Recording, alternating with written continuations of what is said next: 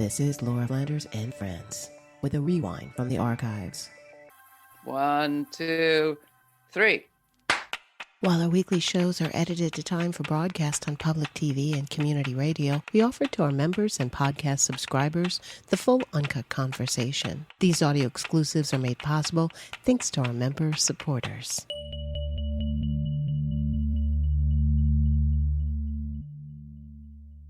There are certain moments when what today's guest calls wealth supremacy comes clearly into view. Like 15 years ago this week, when the collapse of the investment firm Lehman Brothers triggered a global market sell-off and ultimately a financial crash, in the wake of which millions of people lost their homes. What happened after that? Well, governments mostly rushed to the rescue of the very banks and financial institutions whose recklessness had caused the problem in the first place.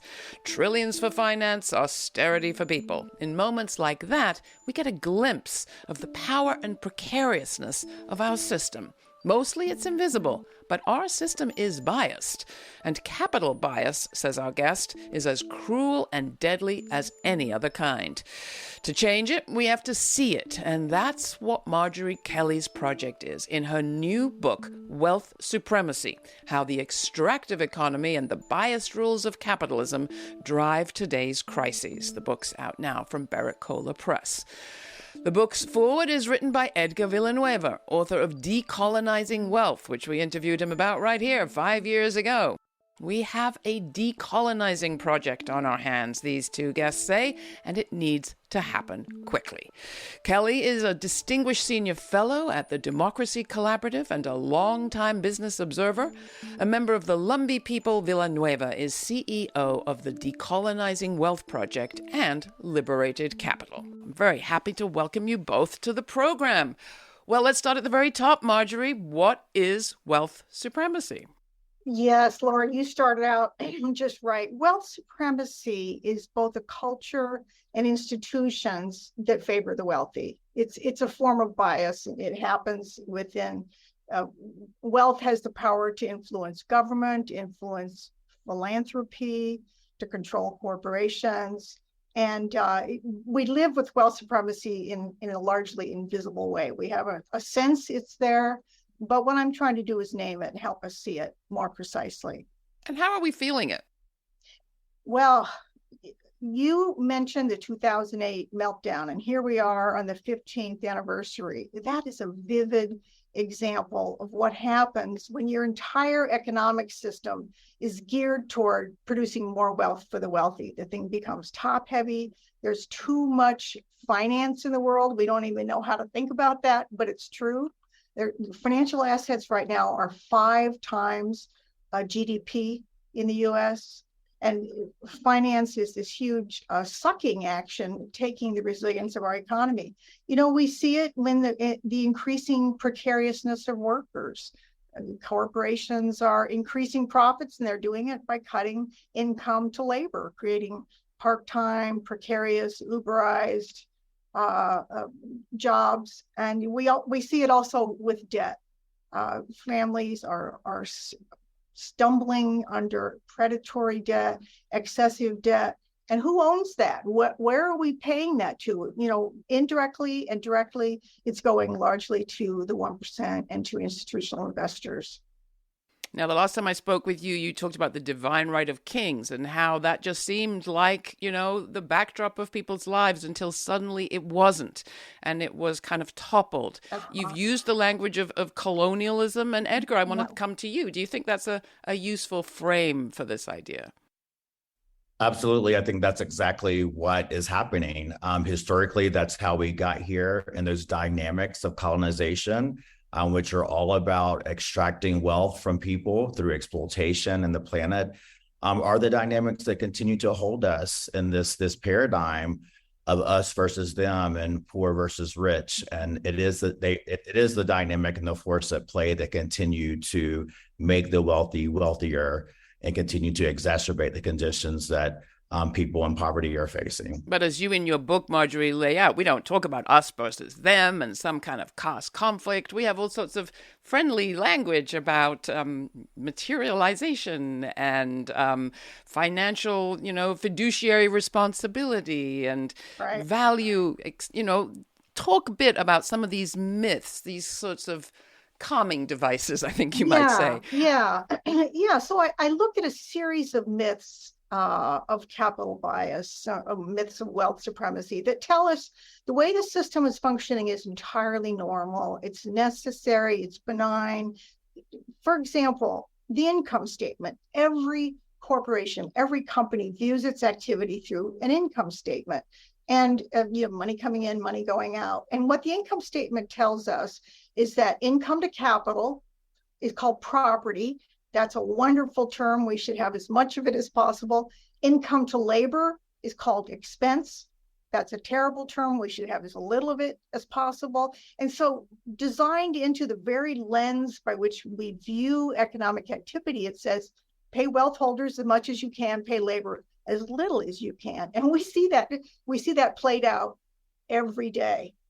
You mentioned materiality. This is a kind of absurd concept of financial and corporate accounting. And what it says is, if it impacts capital, it's material. It matters. You have to record it in your statements to investors.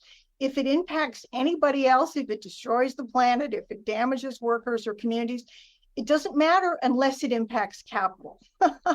It's kind of a tautology of capital bias. Another one, let's say corporate governance. Most of us don't think about this ever, but who has a vote for the board of the directors of company? Well, it's only capital interests that have a vote. And the purpose of the company is seen as increasing income to capital. Well, workers are not considered members of the corporation. They go there every day, they do its work, they're productive, they answer the phone when you call up the company, but they're not considered members of the corporation. They're disenfranchised, they're dispossessed. And we accept all of this as normal. And what I'm saying is, let's see it as the bias that it is. Is it actually required legally for the shareholders or the governors of a corporation to create ever greater profits for the shareholders? You hear it talked about a lot, fiduciary responsibility. We're really sorry if it does damage, but we are required to increase the profits of the company. Well, this is why I call it a myth, Laura, because the myth is that companies are required to maximize returns to shareholders. There are law professors who I quote in the book who will say, no, there is no such legally binding requirement on companies. What it is that there is structural power of capital. They vote for the board. The board sets the CEO pay. The CEO is paid mostly through stock options. Probably 98% of their income is stock options. So if they make shareholders wealthy, they become wealthy. If they don't, they're fired. That's not a legal requirement. That's a structural issue of power. As I read Marjorie's book, I was just repeatedly struck, Edgar, as I'm sure you were as you prepared to write the introduction, by the kind of world turned upside down that it describes when it comes to values, human values, ecological values. As you see the problem, how do you describe it? I think a big part of it is that folks don't know the truth about all of this. And what I really appreciate about Marjorie's book is that it is truth-telling. It is adding to a chorus of voices that are really trying to enlighten us all on what's going on and what's been going on, and how these ideas and practices have been so socialized. The way that we dehumanize people, that we extract from the planet, that we exploit labor. These are processes and ways of being that have been in place for so long. And none of us have ever lived in a world where this was not happening. And so to really begin to imagine a different type of economy or a different way of being, or a different sort of orientation around money and wealth is really challenging for a lot of people. But I think that is the thing that's going to get us out of this mess, is that we have to begin to imagine that there is another way possible. Now, it has to be said that people have been talking about this for many years. I was reminded of Robert F. Kennedy in the 1960s, famous speech about the problems with just thinking about GDP. Let's take a look at what he had to say back then. Too much and for too long, we seem to have surrendered personal excellence and community values in the mere accumulation of material things. Our gross national product now is over $800 billion a year. But that gross national product, if we judge the United States of America by that gross national product counts air pollution and cigarette advertising and ambulances to clear our highways of carnage. It counts special locks for our doors and the jails for the people who break them. It counts the destruction of the redwoods and the loss of our natural wonder in chaotic sprawl. It counts napalm, and it counts nuclear warheads and armored cars for the police to fight the riots in our cities. It counts Whitman's rifle and Speck's knife and the television programs which glorify violence in order to sell toys to our children. Yet the gross national product does not allow for the health of our children, the quality of their education, or the joy of their play. It does not include the beauty of our poetry, or the strength of our marriages, the intelligence of our public debate, or the integrity of our public officials. It measures neither our wit nor our courage, neither our wisdom nor our learning, neither our compassion nor our devotion to our country. It measures everything in short, except that which makes life worthwhile. And it can tell us everything about America, except why we are proud that we are Americans. Beautiful video from the folks at the Children's Defense Fund. Coming back to you, Marjorie, I mean, there have been efforts to do good things, just works, and you describe some of them. For example, during the height of COVID, the attempt to relieve overly burdened black farmers of their debts ran into all sorts of trouble. Describe it. What happened? Yeah. Well, I'll start by saying that debt forgiveness is a key tool of the democratic economy, which is, Edgar said we need to imagine a different kind of economy. At the Democracy Collaborative, we call it a democratic economy. And sometimes you need to forgive debts. That's a really important concept. So Biden stepped in and he wanted to forgive the debt of black farmers. There used to be 1 million black farmers who own their own land, and now there's something like 40,000. So there's this tiny remnant of black families who've held on to their farming land, and Biden wanted to help them. Well, then there was this organization, this nonprofit that stepped in and sued Biden on behalf of white farmers, supposedly, saying this is a racial discrimination. And that's the way the story was reported. But when you dig a little bit deeper, you see that this organization was actually a Trump front group that existed in order to sue Biden. And, so the whole thing was really a setup. It was really sort of casting as racial discrimination what was really a very fair and necessary form of democratizing finance. So some of this debt forgiveness did ultimately survive. It ended up serving all farmers, not just black farmers, and so there's some dissatisfaction with that. But it got through in some form. But I think it's important that we tell the story that this was not the way it was portrayed. I mean, but you describe it as being a problem that the banks were needing to be compensated for the interest they were going to lose if those debts were paid off. And you make the point that most banks, if they had a humane relationship with their lenders, would be happy for people to be able to pay off their debts. Yeah, that's exactly right, Laura. So you look into the story, and there are the bankers going, well, if you forgive this black farmer debt, then we're going to have to re-lend this money. I mean, they were going to be paid in full by the Biden administration. They were going to get, everything owed to them, all the interest owed, plus 20% just for the bother.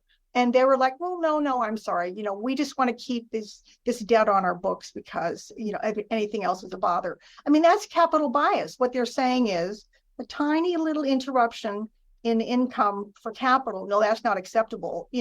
Black farmers losing their lands. Who cares about that?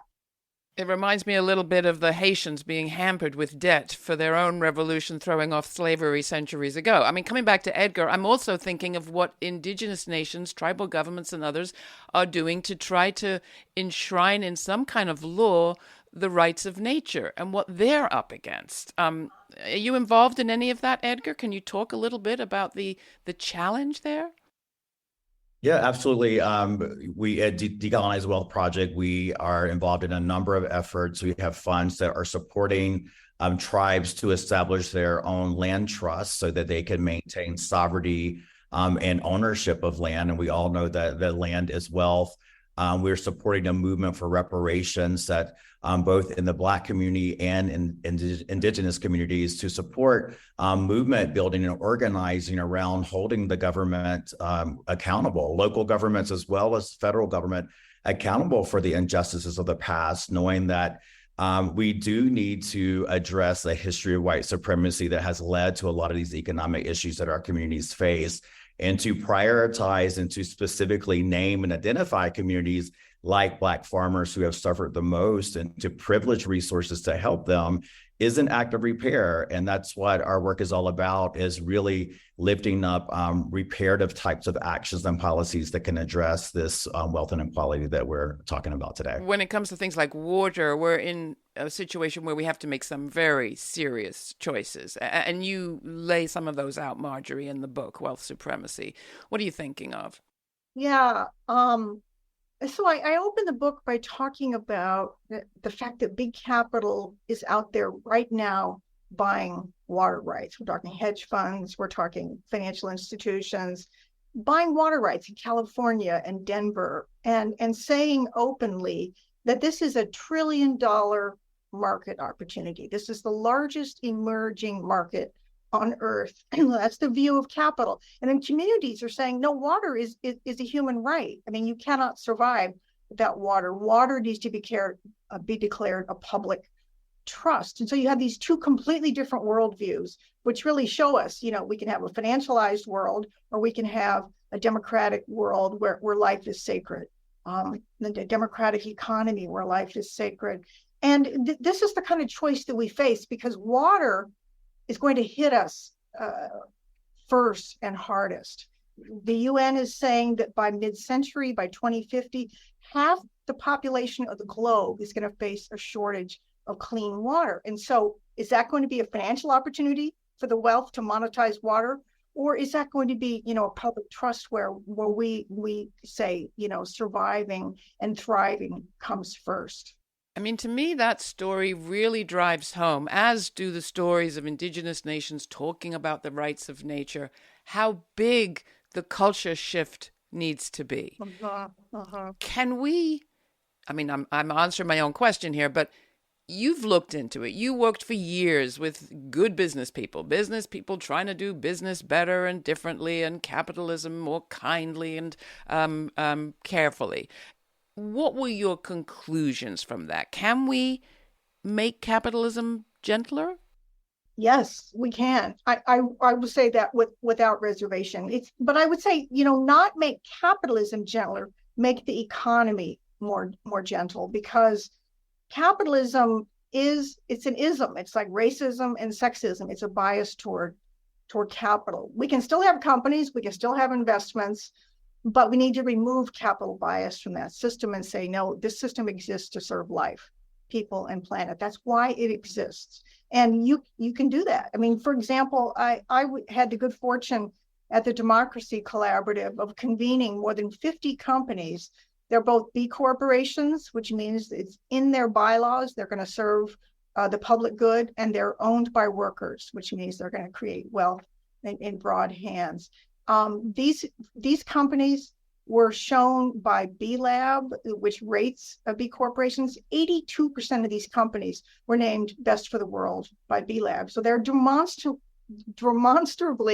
delivering better outcomes, both ecologically and socially. So yes, can you design companies for social mission? Absolutely, you can. And we must. And the same thing is true with investments. I mean, Edgar is doing this work. You can do investments that have deliberate beneficial impact. What we need is here. But by doing that, you're still living by the same set of values. Well, you're absolutely right. We need a different set of values designed into the economy. We need justice and sustainability and fairness. It needs to be the watchword and not maximizing income to capital. I just don't see how we do kindler, gentler, moral, decolonized capitalism. I don't see it. Edgar, do you? I mean, Dr. King talked about integrating people into a burning house. That's what it looks like a little bit to me. Even the level of philanthropy, bringing people of color into more philanthropic power. Tell me I'm wrong. It's tough. Malcolm X said that you can't have capitalism without racism, and I tend to believe that.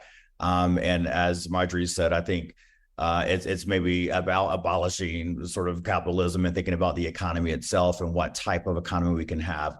It's hard. I do think there are things that can happen right now within this system to make us kind of, begin to move things forward. But ultimately, we do have to shift this entire system and recreate and rebuild, because the economic system that we have, which is capitalism, was completely founded upon the enslavement of Black people in this country. That is the blueprint for our economy.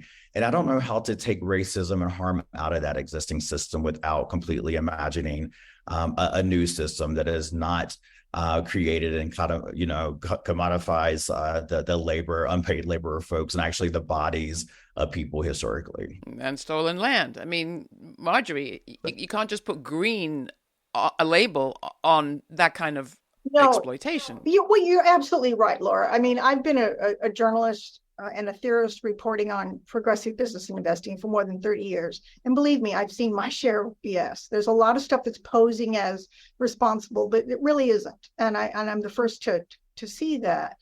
But we're going to live on this planet. We need to live in houses. We need to have work. We're going to have an economy of some kind. And what is it going to be? Is it going to be capitalism? It's not. I mean, that's going to take us into fascism and collapse. We know that's big trouble. It's calamity. What else is possible? And so what I have seen over 30 years is there's so many visionaries, and I would say Edgar is one of them, who are reinventing how you do everything from philanthropy to investing to running companies. I think that the solutions that we need are there. It's not a slam dunk. It's not simple, but it can be done. And so I would say this, Laura, there's a sentence that people like to quote, which is that it's easier to imagine the end of the world than the end of capitalism.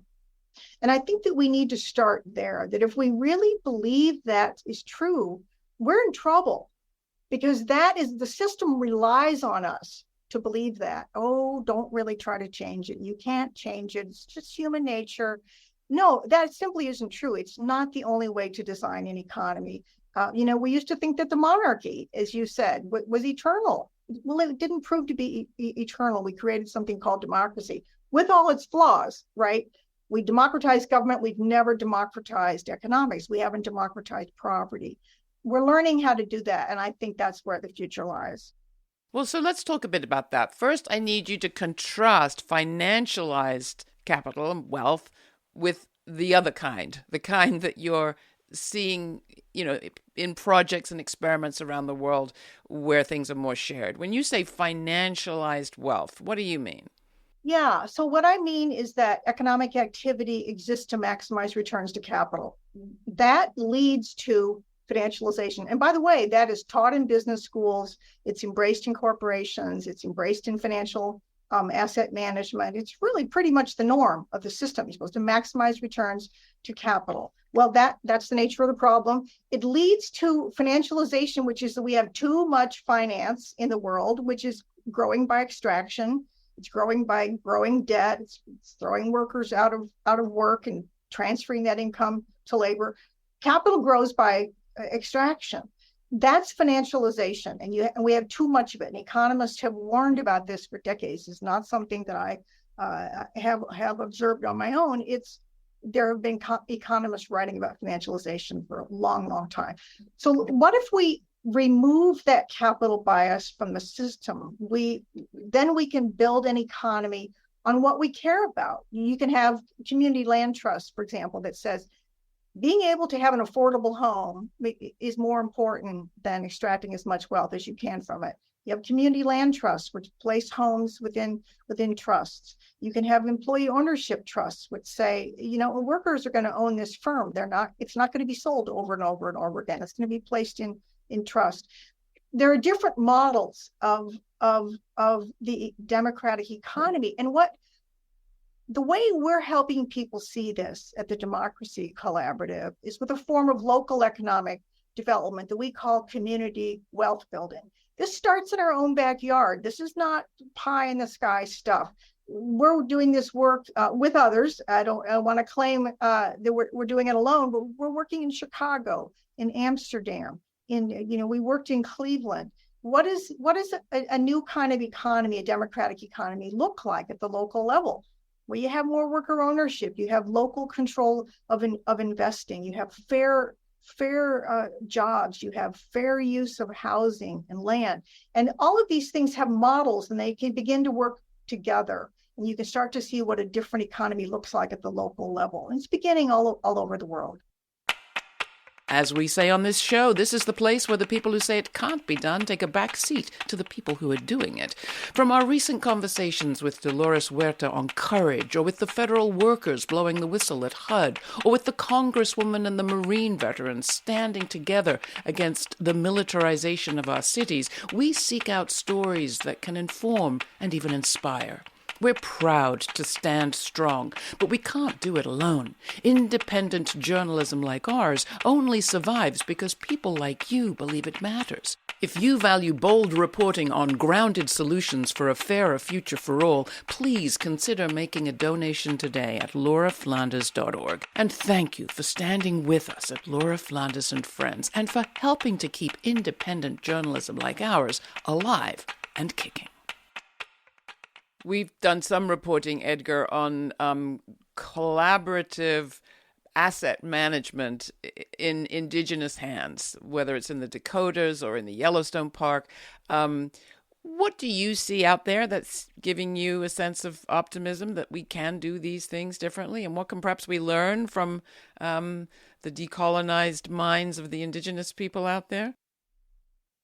Yeah, so much is happening. I do feel hopeful in spite of what feels like, a long ways to go to begin to influence this. What Marjorie is calling a democratic economy, we might call an indigenous economy, or indigenizing the economy. I do think that there are lots of brilliant folks just leading and bringing new ideas and shifting the narrative. Right now, I think that's beginning to pay off. We are seeing a growing disdain in this country towards this wealth inequality issue, and folks declaring that billionaires should not exist. We're seeing workers go on strike in ways that they haven't in a long time. And so the growing sentiment of among the working class that we deserve more, and this is not okay, and we're going to like push back on this system. Is really a reflection, I think, of a lot of leadership and a lot of folks pushing things forward. What we're seeing in our work at Decolonizing Wealth Project that is really inspiring, that relates to all of this, one is our work around reparations and folks understanding that just good economic policy is not enough to begin to address this issue. Policy got us in this mess, and we do need intentional policy to get us out of this mess. But we also have to consider redistribution, because poverty is the product of policy, but it's also the product of theft, where wealth has been taken from our communities. When people of color have participated and followed the rules of capitalism and have built wealth, like in Tulsa, even then, because of racism, that wealth has been obliterated. And so to begin to address closing and addressing the inequality, we have to also think about redistribution. We're working with a number of foundations and donors who are doing more than just kind of making nice grants and prioritizing communities of color in their grant making, but also are looking at redistribution, like actually handing over sort of in the spirit of repair, funds and trust and assets back to communities, trusting us to use those resources in a very self-determined way. And so I think it's going to take all of the above: good policy, good imaginations and dreams and ideas around what can be different, shifting the narrative around all of this, and also just really considering more radical approaches that are looking at wealth redistribution. Marjorie, you and your wife are part of a Blue Hub project, is that right? That has been an interesting model you're following? Yeah, I love the Blue Hub model, which is a community development financial institution here in the Boston area where I live. And this is an example of using the power of finance to benefit people rather than to extract from them. So there are, as we know, there were millions of homes that went into foreclosure after the 2008 meltdown. And what Blue Hub did is it stepped in when families were at risk of losing their homes. It bought their mortgages. It went to the bank and negotiated to bring down the amount owed, generally by about a third, brought down the principal, put a mortgage back on the same family, the same house on more beneficial terms. And they're using investor capital in order to do this. It's not perfect. You know, you have to give up some of the appreciation of your home. But I think it's pointing in the right direction. This is being rolled out in 11 states now. So this is an example of how do you use sophisticated finance, but do it to benefit people instead of to take every dime from them that you can. Walk us through one more time the contrast. If we, I think as you point out somewhere, if we had news reported from the point of view of people, not finance, it would look a whole lot different. Our stock market reports at the end of every news broadcast perhaps would go altogether or become an afterthought. When you contrast the world you're talking about, that you think is the one that will save us from this teetering financialized wealth supremacy that we live in, what does it look like? And where specifically are the differences? Well, let's talk about that news coverage. For example, the way labor is covered, it's like a series of fads. You know, we have the workers, what is the word that we use? The disadvantaged workers, precarious workers, you know, during COVID, or we have, you know, deaths of despair was the watchword at one time. So we have these little series of fads that we report on what's happening with labor. Whereas with capital, every minute of every day, you know, where every investment is moving in intricate ways. Let's just say, for example, that journalists began to cover the war on labor as the concerted war that it is, you know, sending jobs offshore, turning jobs into Uberized bits of units. And automation. All of these are essentially fighting unions. I mean, we consider it normal that Starbucks is fighting unions. I mean, you know, if Starbucks were saying to women, no, you are not going to advance in this company, we're going to fight you. Or if they said to people of color, we are not going to hire you, we're going to fight you and keep you out of this company, we would be outraged because we see those as bias. But when Starbucks is fighting unions, that's a form of anti-worker bias. That is capital bias. And so if we began to report on the war on workers as the unified phenomenon that it is, I think we might begin to see what's going on. But to go back to the burning house metaphor of Dr. King, a lot of our pension funds, all of us, I mean, when institutions don't discriminate, many of us in institutions, financial institutions that invest us, whether we like it or not, in harmful economic enterprises, if they're investing their money in fossil fuel corporations or in funds that are invested in the kind of financial structure that you're talking about that's not making anything but just gambling on the stock market. So how do you tell somebody to give up on that, to look to a different place for their sense of return and value and self-worth? Yeah, absolutely, Laura. So let me just step back for a second and say that, you know, what I'm pointing to in this book with wealth supremacy and with financialization, that is a problem as large as climate change. Let's not kid ourselves how big this is. We're talking about an entire next system of the economy. That's what we need.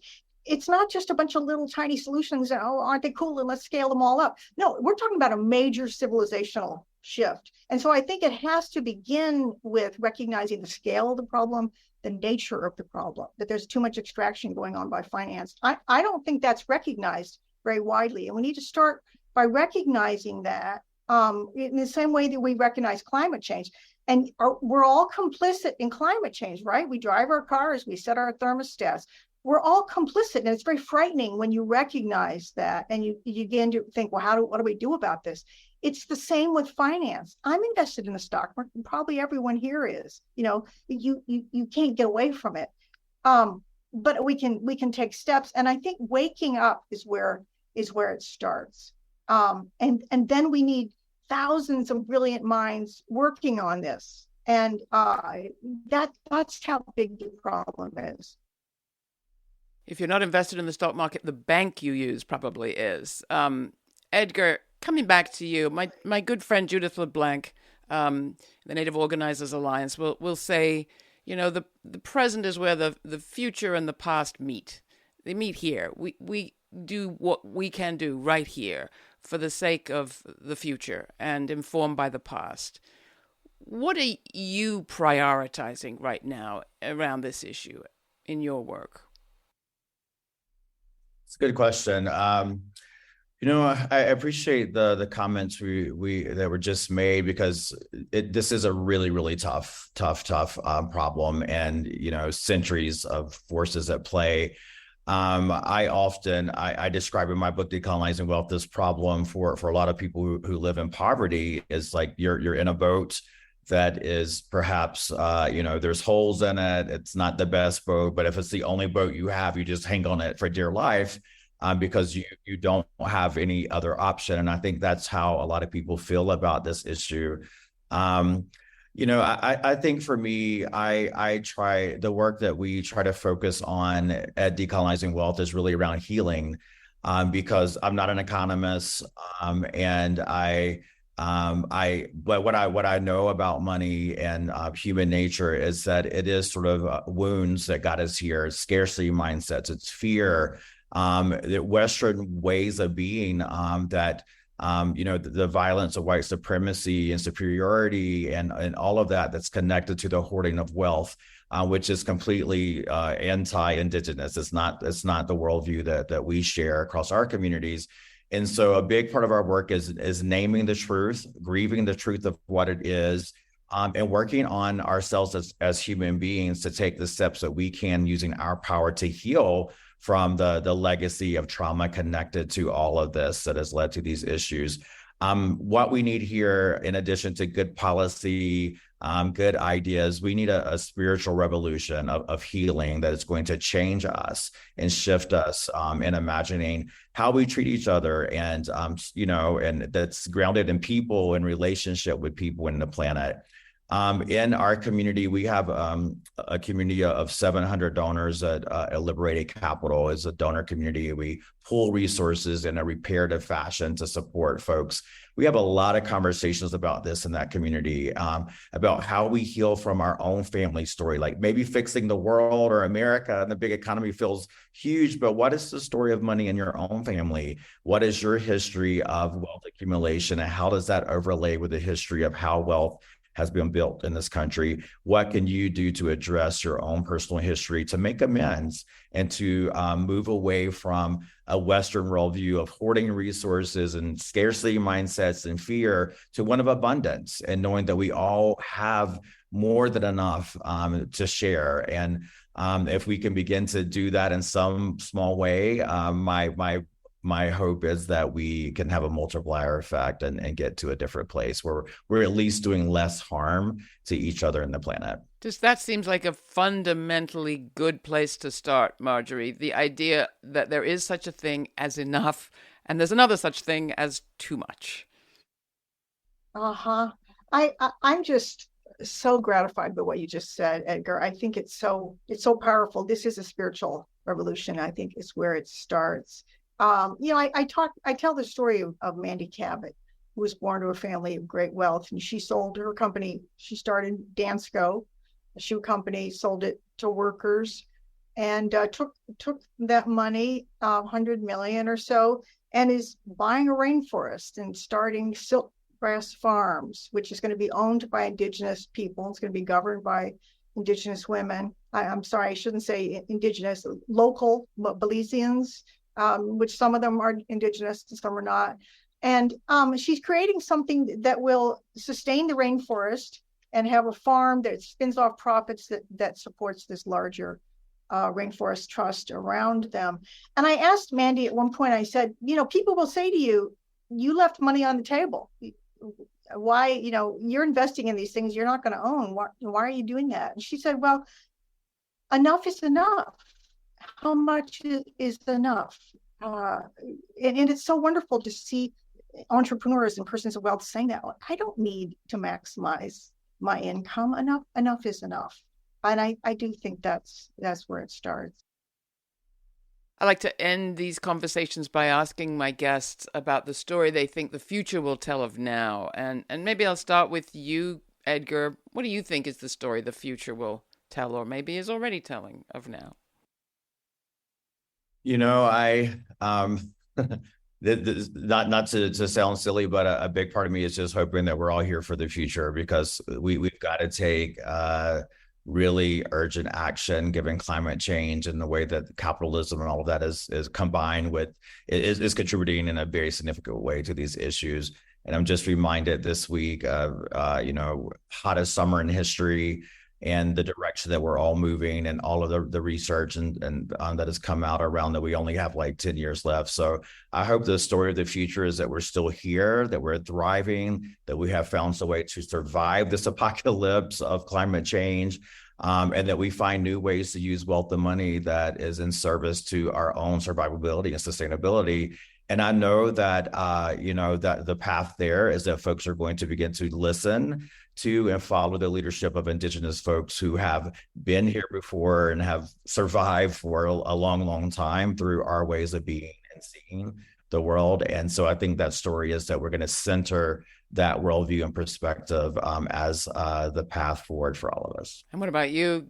What do you think, Marjorie? Yeah, I think that the future will tell a story of tremendous breakdown, of the rise of authoritarianism as people are afraid and are looking for easy answers and strong leaders. Climate change is changing the nature of the planet in terrifying ways. And I think that's the period that we're in. And my hope is that the story of the future is that we made our way from breakdown to breakthrough. We came together as a massive movement of indigenous people and people of color and people who care about the environment. And we turned this thing around, and we built a different kind of civilization, not overnight, but finding a way to survive and thrive in this very different world that we're entering into. Well, Marjorie Kelly, Edgar Villanueva, thank you so much, both of you, for being with us. It's a great book. I encourage people to check it out. Wealth Supremacy, How the Extractive Economy and the Biased Rules of Capitalism Drive Today's Crises. Yay to Barrett Kohler for publishing it. We will have much more information about this subject and our stories related to it in our archives at our website. Thanks for joining us. Thanks, Laura. Thank you. Thanks for taking the time to listen to the full conversation. These audio exclusives are made possible thanks to our member supporters. Please join our members now by making a one-time donation or by making it monthly. All the information is at lauraflanders.org. And thanks again to all of our member supporters.